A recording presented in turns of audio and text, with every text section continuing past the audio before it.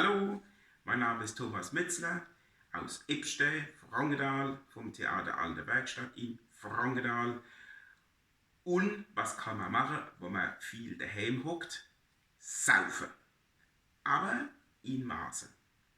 Der Paul Münch, ein Ruhrmer, lauterer, Neustädter, Unkusler, also wenn das kein Pelzer ist, weiß ich auch nicht mehr, hat ein wunderbares Gedicht geschrieben, der Alkohol.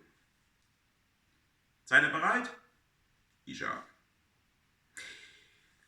Wenn ich überlege und denke, der Alkohol hat doch die Kränk, weil der so heimlich still und sacht der ganze Mensch kaputt ganz macht. Am Herz.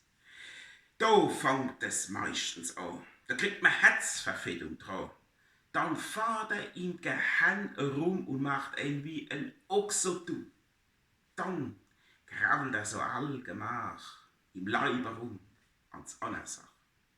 Die Leber, die wird no und no ganz schrumpelig und ganz blau. Die Därme werden grün und gel und fußrig wie Bachenseel. Und bis er fertig ist, da kennt sich kein Doktor aus mehr inwendig. Doch an so Sachen sieht man als, wie gut wir dran sind in der Panz. Weil, wenn wir Durst haben also mal, da brauchen wir kein Alkohol. Wir trinken uns ein guter Wein, sollten wir mal durstig sein.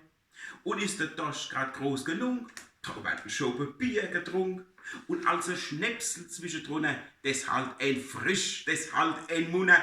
Doch Alkohol, die Lumpebrie, die sauft den echten Pelzer nie.